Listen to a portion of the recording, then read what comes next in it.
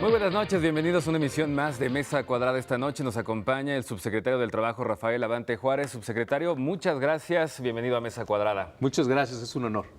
Y es que recientemente el secretario del Trabajo, Alfonso Navarrete Prida, firmó un convenio de colaboración con los sectores obrero y patronal para homologar las áreas geográficas de los salarios mínimos con la meta de que a fin de año exista solamente un salario en todo el país. ¿Cómo se va a lograr esta homologación? ¿Cuáles serán las etapas en este proceso? Estas preguntas y muchas otras vamos a abordar en esta Mesa Cuadrada. Como cada noche también nos acompaña la maestra Verónica Ortiz. Maestra. Buenas noches, bienvenido. Bienvenida, y Pepe Oreña. Buenas noches. Estamos listos para comenzar. Yo soy Gabriel Ramírez. Antes lo invitamos a ver la cápsula que le hemos preparado sobre este interesante tema. A partir del 1 de abril, el salario mínimo general de la zona geográfica B se incrementó a 68.28 pesos. Esta zona comprende 21 estados y municipios específicos de 8 más, lo que representa el 80% del territorio nacional. Este incremento beneficiará a 709.272 trabajadores asalariados de tiempo completo. Con este incremento, los salarios mínimos de las profesiones, oficios y trabajos especiales de la zona geográfica B aumentan en la misma proporción en lo que hizo el salario mínimo general. Los de la zona A se mantienen sin cambio en 70 pesos con 10 centavos diarios. A partir de un acuerdo entre la Secretaría del Trabajo y el sector obrero patronal, el objetivo es que en todo el país haya un solo salario mínimo. Y con ello recuperar el poder adquisitivo de los trabajadores, especialmente de quienes menos ganan, en un proceso gradual. Será en el mes de octubre cuando el Consejo de Representantes resuelva la convergencia de los salarios mínimos, esto para llegar a un solo salario mínimo general en todo el país. Poder cerrar la brecha entre áreas en este mismo año, sin que ello afecte la inflación y el empleo productivo del país, para tener por primera vez un solo salario mínimo para todo el país. Al igualar el salario mínimo en todo el país, se busca incrementar la productividad, la formalización del empleo y la competitividad. Subsecretario Rafael Abante, un tema sin duda sensible para la población, un tema que genera polémica, pero mucho interés. Y en este sentido, el gobierno federal, y no solamente el gobierno, sino los diferentes sectores que están implicados en esta materia, han empezado a tomar medidas responsables y un análisis serio. Pero ¿cuál es la lógica de esta idea de homologar el salario mínimo en el país? Mira, Gabriel, yo creo que un espacio como este es muy favorable para que podamos explicar que esto forma parte de una estrategia integral que el Gobierno de la República ha venido trabajando. Y te la explico de manera muy rápida. Se trata esencialmente de que, como tú sabes, en el mundo se piensa que los países deben generar riqueza y debe crecer su Producto Interno Bruto para que así tengamos más bienestar. Así se plantea. Y para ello necesitamos ganar espacios en el mercado, necesitamos atraer inversiones y necesitamos generar riqueza en el país. Nada más que hay un aspecto fundamental. Si nosotros competimos y ganamos espacios en el mercado, pero no tenemos las fórmulas para que esos recursos lleguen a quienes más lo necesitan, a las familias, a los trabajadores, a la población de un país, entonces podemos caer en el error de que estamos ganando espacios en el mercado y estamos generando riqueza, pero esa riqueza se está quedando en los grandes inversionistas, se está quedando en los productores y no está llegando a las familias. ¿Por qué? Pues porque es muy importante que no ganes el mercado en función de salarios bajos. Si tú ganas posiciones en el mercado y te vuelves competitivo porque los precios de tu producto están abatidos en razón de que pagas pocos sueldos, probablemente sí logres desplazar a algunos otros, pero se vuelve una trampa contra el desarrollo, porque en el momento en el que incrementes el ingreso de la gente, automáticamente pierdes esa ventaja en el mercado y dejas de ser competitivo. No te puedes mantener eternamente en la competencia si cambias las condiciones que tienes con tus trabajadores. Es más, si esa es la apuesta, cada que tengas que hacer un esfuerzo para permanecer en la competencia, tendrás que ir castigando el ingreso de tu gente. Es decir, en México no podemos apostarle a que la competencia la vamos a lograr a partir y a costa de los ingresos de la gente. ¿Qué significa esto entonces? Que tenemos que hacer productivas y competitivas a las empresas en todos los demás ángulos. Y esto es lo que se persigue a través del Plan Nacional de Desarrollo y de la estrategia global que subyace en las reformas estructurales. para tener personal más capacitado y competitivo, con mejores habilidades que nos permitan ponerlo al día en los diferentes procesos, tenemos una reforma educativa. Para que puedan tener acceso a los créditos y les permita mejorar con tecnología y les permita meter recursos, inyectar y ser más productivos, tenemos una reforma financiera.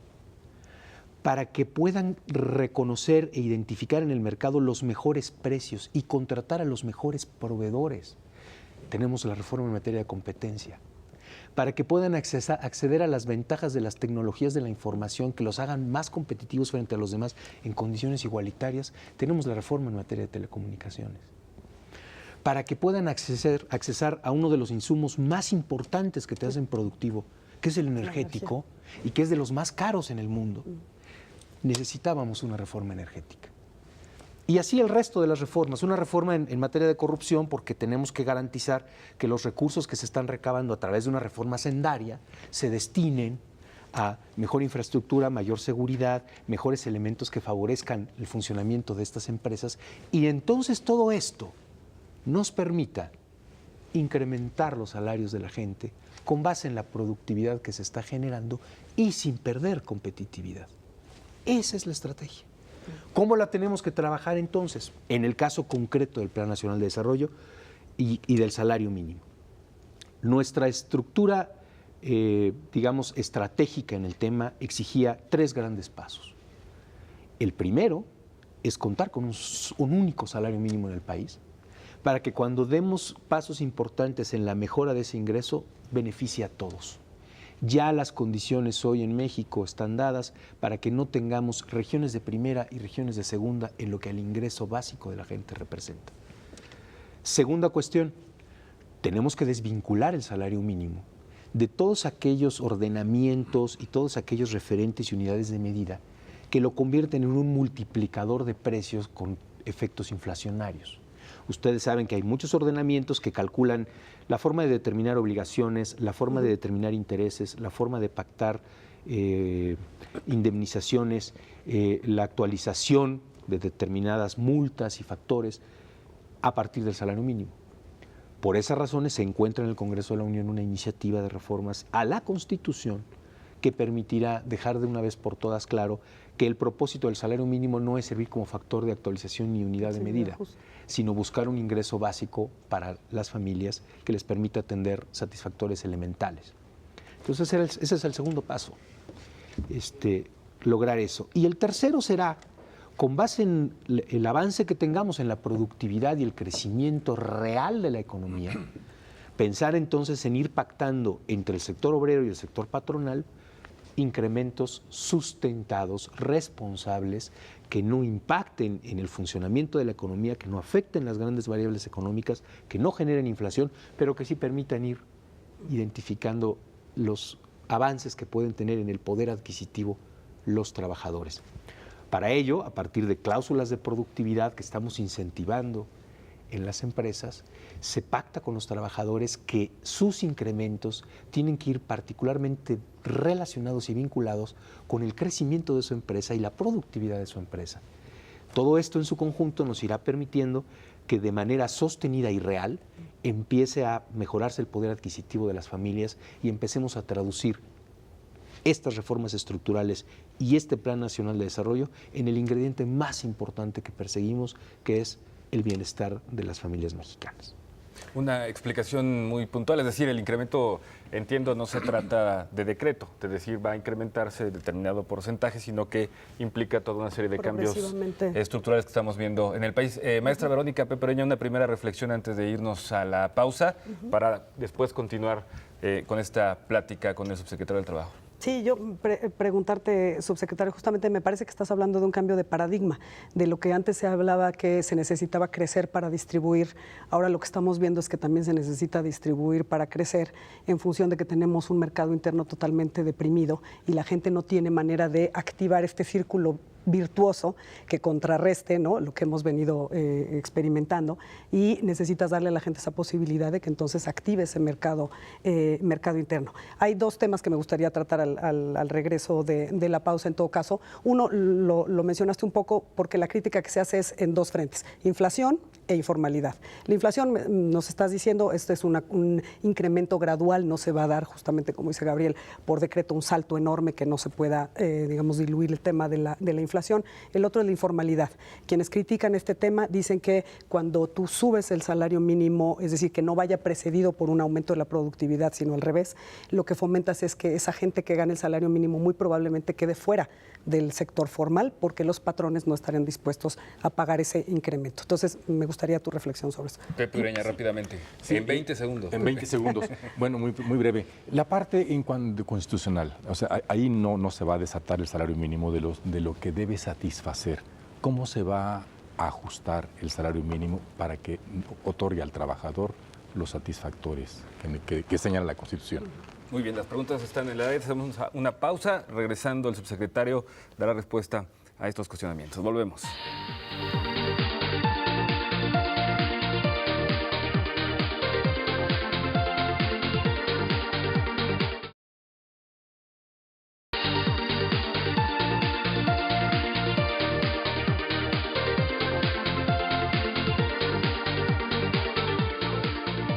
Ya estamos de vuelta, subsecretario. Nuestros panelistas han puesto sobre la mesa el tema de la inflación, el tema de la informalidad relacionado con esta propuesta de homologar el salario mínimo, que más que propuesta ya en abril empieza a ser una realidad en una primera etapa. Y Pepe Ureña, por supuesto que también pone el dedo en la llaga. El salario mínimo, de acuerdo con la Constitución, tiene que alcanzarnos para satisfacer lo básico en cuestiones materiales, en cuestiones sociales, en cuestiones culturales. Y a la fecha la realidad es que parece que ya las familias no nos alcanza con el salario mínimo. Efectivamente, mira, ¿qué puntos tan importantes plantean? Son preguntas muy pertinentes. En el caso, Verónica, de la informalidad. También una de las estrategias que hemos identificado en esta forma global y general de atender la problemática en el país tiene que ver con la cultura de la legalidad. Y la cultura de la legalidad involucra todos los ángulos. A veces se entiende que estamos exclusivamente en el terreno de la delincuencia y que se trata de imponer y hacer efectiva la ley. No, se trata de que todos cumplamos con las normas que nos hemos dado. Y la informalidad es, en esencia, ilegalidad. Se trata entonces no de considerar a la informalidad como un mal necesario con el que necesariamente tenemos que conformarnos y adecuar las políticas públicas a este problema, sino de combatirla, y combatirla con absoluta energía. Hemos logrado ya una disminución de casi prácticamente 3 puntos porcentuales de la informalidad en México, lo cual no había sucedido en muchísimo tiempo. La informalidad venía en una clara ruta de ascenso. ¿Qué es lo que estamos haciendo? Estamos implementando medidas que buscan incentivar la formalidad y reprimir y castigar la informalidad, justamente para que cuando se tomen medidas como la que estamos platicando, no se vea y se piense, como en muchos otros casos, que el refugio es colocarse en un escenario de informalidad. Por ejemplo, ¿qué estamos haciendo? Se firmó un convenio, un compromiso con todos los gobernadores de los estados. Y ahí se les hizo un planteamiento muy sencillo. No puedes tú privilegiar el precio de los productos en tus licitaciones públicas sin tomar en cuenta si los trabajadores son formales o informales. ¿Por qué? Porque entonces, con recursos del erario público, estás privilegiando al informal y estás permitiendo que el informal desplace del mercado al formal. ¿Qué sucedió entonces? A partir de ese momento, con el apoyo de todos los estados y también de los municipios, se modificaron las estrategias y las bases de licitación con las que estamos decidiendo a quién contratamos. Y hoy en el sector público, en teoría, habrá que verificar que en todos los casos esté pasando, y si no, tendremos que ser más estrictos en esa parte. Pero lo que está sucediendo es que si alguien quiere llegar a competir por un contrato y obtener un recurso y no tiene a sus trabajadores en la formalidad, va a quedar desplazado. Consecuentemente se tiene que volver formal. La reforma fiscal y la reforma en materia de seguridad social que establecieron estos incentivos para la formalidad buscan también darle las facilidades a quien quiere transitar de un escenario, de un limbo legal a un cabal cumplimiento de la normatividad, con ciertas digamos, no son privilegios, pero sí son facilidades que le van a permitir lograr este paso. Es decir, sí es un tema importante, Verónica, pero lo estamos viendo como un asunto que tenemos que combatir y que tenemos que luchar por erradicar, no como un impedimento para nuestro objetivo. Pero permíteme nada más una pregunta. Tú lo estás viendo desde el tema de las empresas que tienen a sus trabajadores contratados de manera informal, regular. Pero, ¿qué pasa justamente con el trabajador para el cual los costos de ser formal son muy altos, ¿no? Que no representan un beneficio mayor porque siente que de todas formas el tema del salario no va a ser un factor decisivo y sin embargo pues opta por hacer labores informales? Me refiero a los micro empresarios, ¿no? Ya no son ni siquiera pequeñas y medianos. Un ejemplo tal vez nos podría funcionar el incremento en el salario mínimo, ¿no? 2 pesos, ¿no? 3 pesos. Un disco pirata lo compro en 5, lo vendo en 10 pesos, estoy sacando una mayor utilidad, ¿no? En ese sentido va Pero ahí quizás estarías entrando en un lindero de algo ilegal. Pero yo me refiero a la informalidad justamente de la persona que dice, pues mira, mejor me pongo en la esquina a vender tortas y tamales y no tengo que ir a todo un proceso de formalización, de registro, de dada de alta, etcétera, para un salario que de todas formas va a ser inferior de lo que yo puedo ganar aquí, ¿no? Qué bueno que lo mencionas, porque mira, lo que hemos encontrado y hemos venido trabajando en el tema es que hay un enorme aspecto cultural aquí. Hay un tema de percepciones. Y quizá la forma más gráfica de ponerlo es entendiendo de qué se trata la formalidad laboral, porque pensar en la seguridad social a veces se entiende más como un tema fiscal, como un peso adicional al ingreso del trabajador.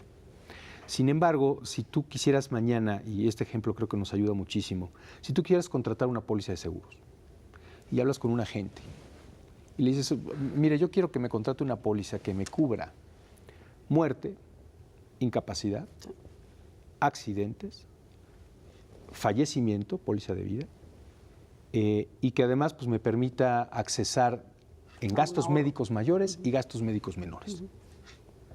¿A cuánto ascendería mi prima? Y en el momento en que la compañía aseguradora te haga números y te diga, bueno, considerándolo usted en sus condiciones y con las limitantes que las aseguradoras tenemos, pues usted podría acceder a estos beneficios con una prima de este tamaño. Compáralo con tu cuota obrero patronal. Esa es la diferencia. La formalidad significa retiro seguro, servicios médicos, pensión, indemnización a tus familiares en caso de muerte.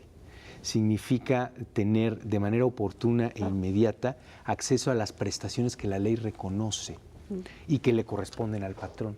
Lo mismo sucede en el caso de los patrones, porque los patrones también te pueden decir, es que me estás encareciendo. Sí, nada más que en términos de la Ley Federal del Trabajo, simplemente, la indemnización por el fallecimiento del trabajador equivale a 5,000 días de salario.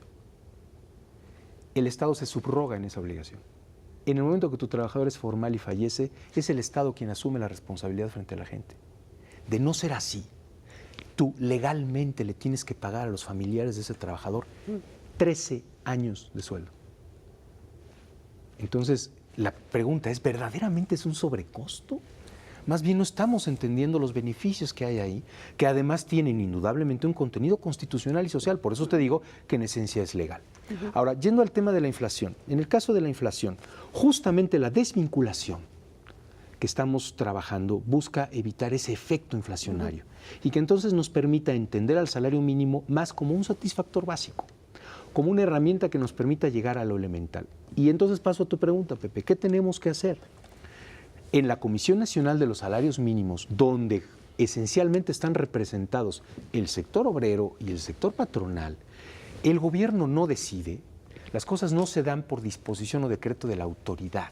La autoridad preside la comisión y coordina los debates, pero no puede decidir en las votaciones. Y esta homologación, por ejemplo, se resolvió por unanimidad. ¿Qué significa? Que los trabajadores y los patrones organizados están de acuerdo en el tema. Ahora, tendremos en el seno de la CONASAMI que explorar cuál tendrá que ser la nueva fórmula, que considerando el comportamiento de la inflación, pero también particularmente de la canasta alimentaria y de las necesidades básicas de las familias, nos ayuden a encontrar una ecuación más afortunada que nos permita ir gradualmente incrementando el ingreso de quienes menos perciben. Pero el objetivo, como se los dije en la estrategia integral, no es quedarnos en el mínimo.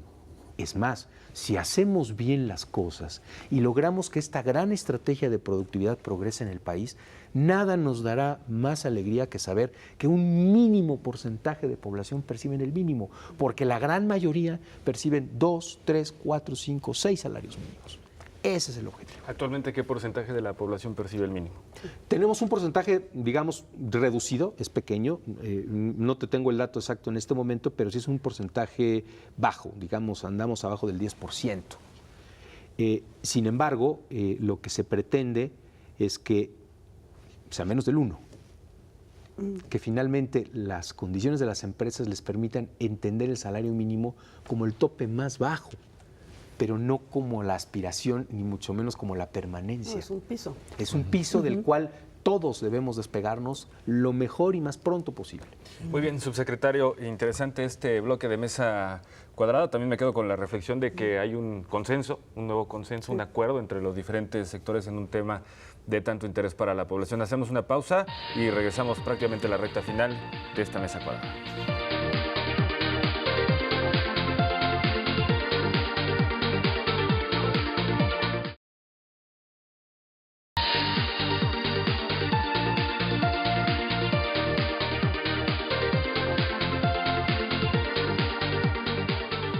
Ya estamos de regreso y la maestra Verónica Ortiz nos tiene datos interesantes relacionados precisamente con el salario mínimo. Bueno, como complemento de este buen contexto que nos está dando el subsecretario, simplemente, según el Coneval, la canasta alimentaria se cubriría con 1,272 pesos al mes. Sin embargo, hay otra canasta que se mide en función de la línea de la pobreza, que no nada más es alimento, sino precisamente involucra el tema de transporte, educación, gasto en salud, incluso en esparcimiento, recreación, que subiría a 2,616 pesos.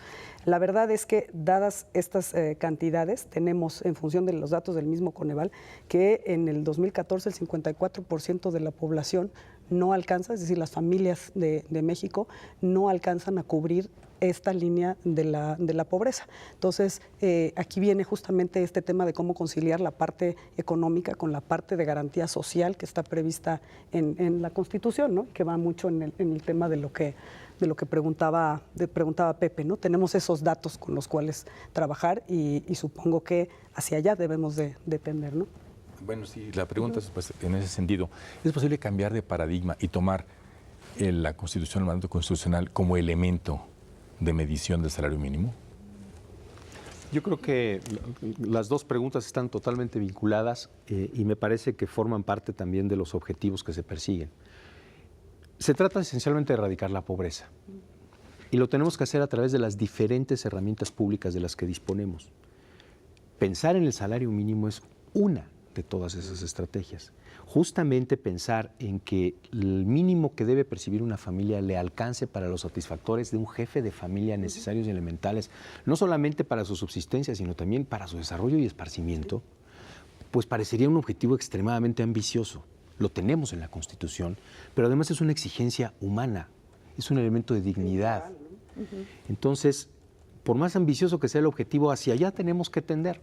Ahora, lo debemos hacer dando pasos firmes, haciéndolo de una manera responsable, para que no, en la mira de conseguir el objetivo, vayamos complicando la propia ruta y terminemos sacrificándolo en razón de poner en jaque el adecuado y sano desarrollo económico del país. Entonces, ¿cómo lo vamos a hacer? Justamente con lo que estamos trabajando.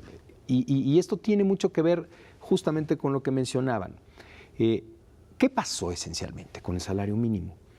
El salario mínimo, como estaba totalmente vinculado con un referente del comportamiento de los precios y de la inflación, sufrió un cambio trascendental porque estaba metido en una trampa económica.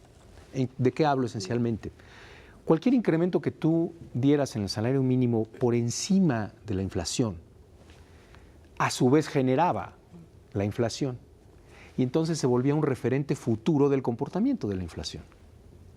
¿Qué sucedió entonces? Había que pensar en adecuar el salario mínimo respecto de la inflación esperada, para que consecuentemente no fuéramos a provocar una inflación mayor en razón de una variable que estábamos metiendo en el mercado artificial en miras de darle mejores condiciones a la gente, pero que terminaba afectando su poder adquisitivo, porque significaba que hoy, en vez de ganar 10 pesos, iba a ganar 20, pero iban a valer 8. Sí.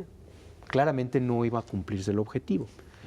Al hacerse esa variable, en vez de desvincular el salario, la inflación observada no era tan relevante como la inflación esperada y se fue deteriorando gradualmente el poder adquisitivo del salario, a un punto tal que hemos calculado en arriba del 70, prácticamente el 75% de pérdida de poder adquisitivo que ha enfrentado en la época contemporánea el salario mínimo.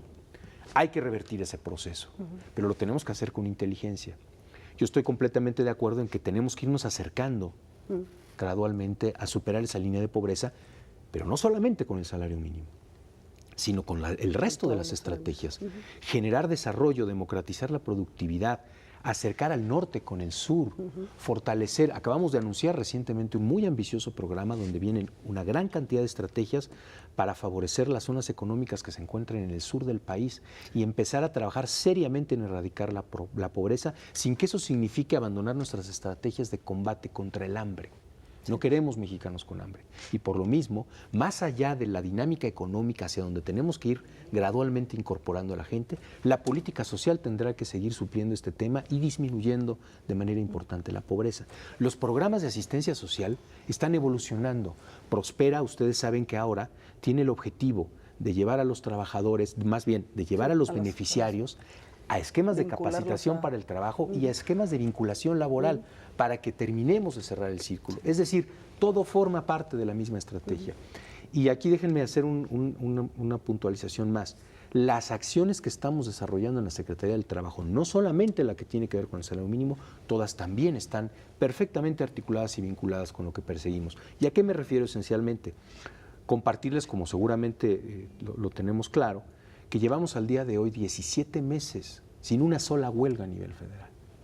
Y aquí de lo que se trata es que gracias a la capacidad de concertación, de diálogo entre los obreros y los patrones, tenemos un esquema de paz laboral que es fundamental también para la productividad. Claro. ¿Qué mensaje estamos también mandando con mucha energía?